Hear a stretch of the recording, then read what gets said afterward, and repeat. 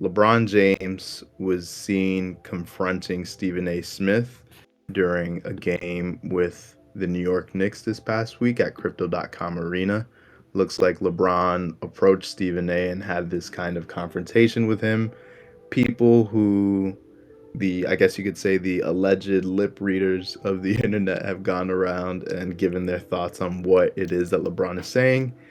Many of them were able to make out LeBron saying something about telling Stephen A to keep his son out of this or out of it, whatever that may mean. My guess is just, first take conversations and any opinion that Stephen A publishes. But Stephen A also went on his platform and confirmed those rumors, saying that LeBron was confronting him on past comments that had bothered him, but he also alluded to the fact that there are also other NBA players who were bothered by Stephen A's comments. So, for those who may not know, LeBron James Jr., is a current rookie on the LA Lakers. He was drafted in the late second round this year, and many will say he's had this kind of underwhelming start to the NBA or to his NBA career. Many are categorizing this as a case of nepotism. So, just a very controversial topic, but clearly it has now come to this point where you have LeBron confronting one of the biggest, or probably the biggest media personality in the world of sports. So what are your guys' thoughts? Did you guys see this? Any opinions? Yeah, I saw this online, and I just found it insane that Stephen A had to drop like a 10-minute video replying about a 10-second conversation, not even conversation, comment that was given to him. I just think, like, he always kind of overreacts to things, and that's part of the entertainment. And this is a fine line, because I see the nepotism argument and believe that, kind of based off of what I've seen about Ronnie's performance. But also it's like, like that they're on the same team, like father son, like that's more than just a teammate relationship. And so when you're talking about a kid coming into the league, and then you got the father right there with the power to bring that kid on the team, and who knows people in the industry, I mean, it's just like, yeah, like there's gonna be a bad reaction. So I wouldn't say anything I've seen so far has been surprising. Okay. So do you have any like opinions on how the media has come for Bronny? Or I know you said you see where it's coming I don't think he deserves any special treatment. Like, I think that's just how the media works with any player who's not doing well. Like, I mean, you could talk about like Marcus Rashford, bro, or Hoyland in soccer. Like, they get critiqued a lot, and reasonably so, for their performances. And so I think Bronny, now being, in the NBA, he's going to get that same critique. But I'm also saying, because of this kind of weird situation of family being on the same team and LeBron being LeBron, like, I'm not surprised that there's going to be a kind of clash between the two, of like media and then, the players. Fair. Okay, cool. Sounds good. Interesting. Dre, what are your thoughts? Oh boy. LeBron James, man. This guy's funny. Don't come for me, Bron. We're a no-name podcast. You're no platform. We're not hating on your son. Nothing like that. But the numbers are the numbers. Like, it just is what it is. You can't be mad. In my opinion, I don't agree with Stephen A on everything. I do think he can sensationalize a lot of things. That's part of his job in a way. And he does have numbers he's trying to hit, bosses he has to respond to, and there's a reason why, like he always says, he loves to say, that his show's been number one for however many years, because this is what they do. But in this instance, I really don't see the issue.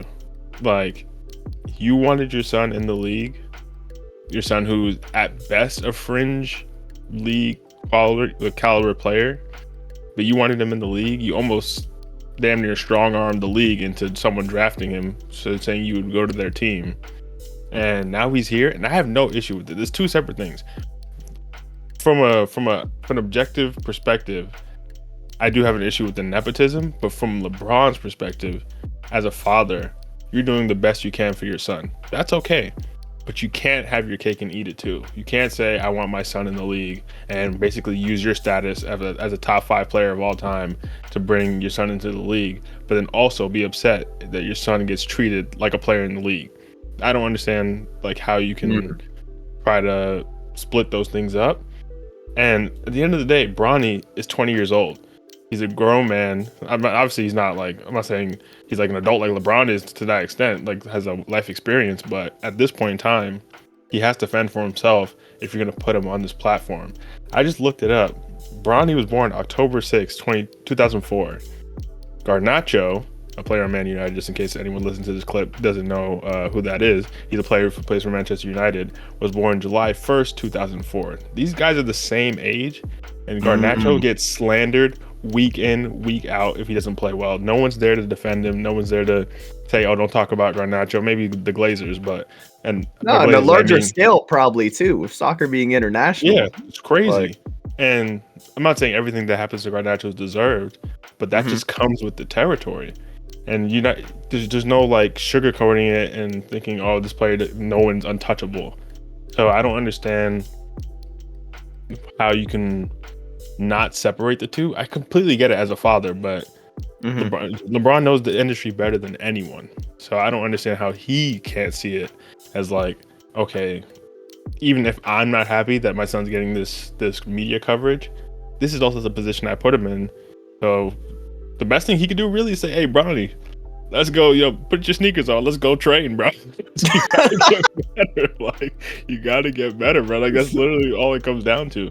There's nothing you can do about it other than just improve. So I think this is a bad look. I'm not saying, because of course, I don't even think he wanted this to even be a story, but doing it in public, like, Bron just, the way he moves in general, just sometimes I'm like, bro, if you're going to do this at a Knicks-Lakers game, people are going to see this, bro. Like, cameras are always out. Of course people are going to see this. Like Stephen A said, and I think he's right, if you really wanted to talk to Stephen A and get this message to him, there were other ways to reach him or do this behind closed doors. So I don't know. I can't back LeBron on this one. Interesting. So a couple of things. First thing, before I forget, LeBron is a top 2 player. He's not top 5. He is top 2. I am not. Continue. I am not the biggest LeBron fan. Many consider me a LeBron hater, but he's number 2. But anyways, that's out the way. You mentioned Bronny was born in 2004, and you mentioned Garnacho, an NBA player who was born in 2004, Victor Wembanyama. Just if we're keeping tabs, right? I think this idea that Bronny is a kid and that he therefore does not deserve any criticism, I think that's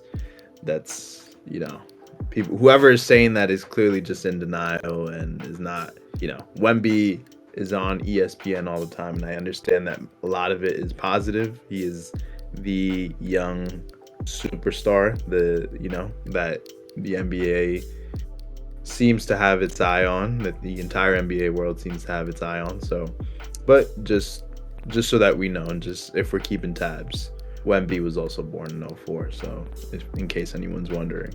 But one thing that I also do find interesting, yes, you can't have your cake and eat it too. Bron in 2023, so about 2 years ago, put out a tweet saying Bronny is definitely better than some of these cats I've been watching on League Pass today. It's lightweight hilarious. And this was obviously kind of him just preparing people for Bronny's move to the NBA. And I'm just like, my situation with it is that I believe that all the criticism towards Bronny has been warranted. People will say like, okay, why are we criticizing a late second round pick this much? partly because he had so much airtime on ESPN when the draft was going on. You know, he is probably the most famous second round pick of all time. There has not been a second round pick in the NBA who has gotten as much media coverage before and after the draft as Bronny James. So this was kind of a recipe for disaster. I think those who watched him play in college and those who saw his game knew that he wasn't NBA ready. He's a 6'1" guard whose best attribute is his defense. So chances are he's not gonna. I personally do not think he has a long NBA career ahead of him. People said that his ceiling was being a starter on a team. I don't even think it's there. I hear all the time that, you know, the NBA isn't necessarily made of the 450 best players in the world. And I understand that, right? Sometimes you have a connection, sometimes for whatever reason, maybe because you played for a particular college team, because you had some success in college or overseas, maybe that kind of allows you to squeeze into a roster spot. This case is super blatant, right? LeBron has always talked about wanting to play with his son. So I think Bryce is on the way too in a bit. So I think we're going to get that pretty soon. But to act like, you know, when Bronny got drafted, I remember JJ Redick was like, let's be clear, Bronny has earned this. And as much as I would want to root for somebody who has made it to the NBA, because that's a feat, right? That's a feat within itself. I think it's super clear that Bronny's talent is not up to par with the rest of the NBA. So I think the criticism is warranted. If there's anything that Stephen A said that I feel like I understand Bron being frustrated by, because let's be clear, Bron is the most scrutinized player in the NBA, right? Skip Bayless is notorious for being a LeBron hater, and we've never seen anything like this. I don't think I've ever seen LeBron come back biting at the media, come back to the media and complain and argue, or, you know, kind of just like hold his ground with the media. I don't think I've ever seen that happen. So the fact that these comments are what sparked this reaction from him is a little bit interesting to me. Stephen A did say that, like, as a father, LeBron should put an end to this. And I think that's where I can see it kind of getting on the slightly more personal side, because now you're coming at somebody's parenting when your job is to cover sports, right? And I understand where Stephen A is coming from. I pretty much agree with what he's saying, but you can't just bring up parenting like that and expect no backlash. You know what I mean? So I understand if that's what got LeBron angry, but I think, like you guys have mentioned, this criticism has been warranted and is justified. Yeah, no, I completely agree. And I can see the point about the parenting phrasing. I think Stephen A can get himself in trouble with his language sometimes, just the way he puts things. And I think also in a way he does do it intentionally to bait certain reactions out of people. But I can also see the point of view is, as a parent, you're the one who put him in this position.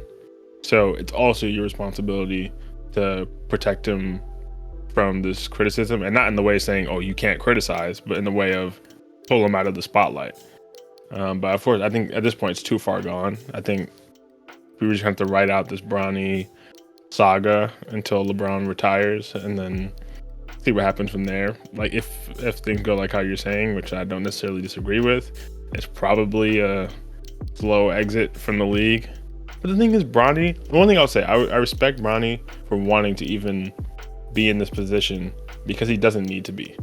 He can go do whatever he wants. And I suspect in a few years, if LeBron retires and Bronny's like, you know what, depending on how his development goes, but if he's like, you know, I'm not really cutting it, I'm not really trying to just be in the league just to be riding the bench or going back and forth looking like Mac McClung, then like I could see him being like, yeah, I'm just gonna go stream on Twitch, bro. Like I'm good off this. And he has every right to do that. Like, he's set for life.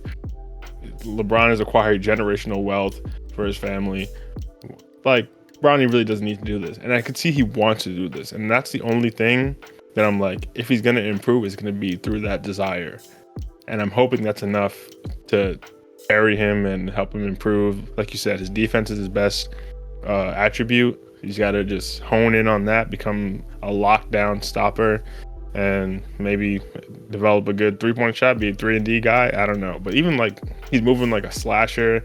I'm like, they put a highlight up whenever this dude even like drives to the hole and gets a layup. I'm like, bro, this isn't like, what is this? Like, y'all moving like you did something crazy. But that's just gonna come with it. And like you said, he's on the shorter side too for a guard. It's not the right package. Bryce, on the other hand, I haven't seen a ton of Bryce, but what I've heard, like the growth spurt he's had, that may be a different story. But Bronny, unfortunately, I just don't think it's on the cards for him. It's just unfortunate, but at the same time, the fact that you even get to touch an NBA court was very fortunate in the first place. So I guess you just got to take what comes with it. I agree with you, man. I agree. I think it's also actually, first of all, Mac McClung just caught the meanest stray. Like, I'm not gonna let that one slide. He said he's just like Mac McClung. He comes out and just Am I wrong? That's crazy. Honestly, though, my biggest wish for Bronny, he has been balling in the G League. If we want to talk about what benefits the game of basketball, if you have a high-profile name in the developmental league, that is not a bad thing, you know? And like you said, there's no shame in not making an NBA, not having, I guess you could say, a long NBA career. We've seen it time and time again. We've seen children of superstars, of Hall of Fame players, try to make the move and they can't. You know, there's people always come at Marcus Jordan, but there's also Zaire Wade, right? He was on the G League, or was in the G League for some time, and has most recently played overseas. So it's very common to see these superstar players come in and not really be what their parents were, and that is totally fine, right? Like, there will only ever be one LeBron James, there will only ever be one Dwayne Wade. And, you know, we'll see with this next generation, because there's a lot of children coming in. There's Elijah Arenas, Kyan Anthony. Like, I'm excited to see how a lot of these players come out and develop, but I also think there are these unfair expectations of these children, or the sons of these NBA Hall of Famers, to be a fraction of what their parents were. And I think, for being realistic, that is such a hard feat to even get to, regardless of the amount of training, regardless of how much preparation you've had. So that's just one thing I think is worth pointing out. But I by no means am wishing Bronny any harm. I wish him the best, but I think it's very clear he's just not ready, and he's just not up to par with the talent, and that is okay. My problem is just when you have, in the case of this year, people within the Lakers, LeBron, JJ, saying that no, like he deserves to be here, he earned this, or, you know, he is better than the talent out there right now. Like, that's a straight up lie. So when you do that, you're just adding fuel to the fire. But, you know, I can't say I'm mad at a man coming to protect his son. Like, I'm never gonna come at somebody for that. Like, you know, everybody has their triggers, and if that's what got you angry, then like I don't look down on you for it. I see a lot of people criticizing LeBron, which I think the criticism is fair to an extent, but at the end of the day, you have a man protecting his son. I don't think anybody can argue against that. But we also do have to realize, hey, the place this is coming from is a justified place when it comes to the media. Like, the criticism is justified. So there's two sides to every story, and LeBron is entitled to feel how he does, but the reality is he has kind of been a catalyst for all this, so can't ignore that either. Yeah, and I think your point about the children of these players coming through, it's such an interesting like dynamic. Because at one side, like, I do agree that they have like unrealistic expectations on them, but at the same time, like, you guys are trying to follow in your parents' footsteps and taking on that burden. And if my father was LeBron James, I am not touching a basketball court, bro. Like maybe I'll play, maybe I'll play in like high school for fun or whatever. But I'm not like taking that seriously as trying to go I'm pro. streaming, bro. I'm streaming. I'm streaming. Like Bronny was streaming. I think he missed out on what he was good at, bro. Like Bronny was streaming. Like even if take some of those, I'm sure he's gonna have some genetic advantages coming from LeBron James nuts. But like even then, I would go and pursue football or something. Pursue some other sport where you're not going to be directly compared to LeBron James or like any of the other players, Marcus Jordan, like you said, these other players coming through. I think it's also different if your father was just like a role player or just like a decent player in the league versus like one of the greatest ever. Yeah, that also switches things up. But yeah, I would not even try to like open that can of worms if I were a child of like a legendary player. It's never gonna work out because you're not when you're just not them. That is what it is. But I think they think because like, okay, my dad did this. I think maybe even the parents think this. Like I was able to get this far and now I've made all this money. But my son can train with all the resources I didn't have as a child. Maybe he can make up for that lack of inherent talent.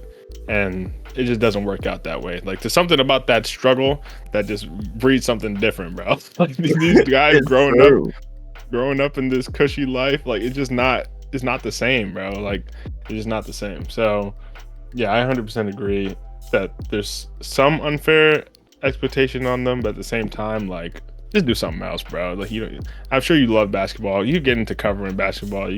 There's other things you could do around the sport, but trying to be like a fraction of your parent, it's not a good recipe. We're gonna see the same thing with Ronaldo's son in a few years, man. Yeah, that's a good point. And that's gonna be on an even bigger scale than this. That's gonna be rough. Well, I mean, I hope maybe he'll be crazy. I don't know, but like you just can't. Like it's just an unattainable goal. Like this is Ronaldo. Like there's a precedent you can't control that is just set, and you can't change that no matter what. Like he can go on to be the best player in the world and still not even touch a fraction of Ronaldo's numbers. Like it's just such a wide gap between what him and Messi were able to do and like what everyone else is even capable of. That like it's just damn near impossible. Like I just have to be real about that. But hey man, if he starts out in the Saudi league, maybe you just farm some numbers out there, man. I was about to say, you get the Mbappe treatment, in the French league, stat pad. Stat pad, man. Stat pad.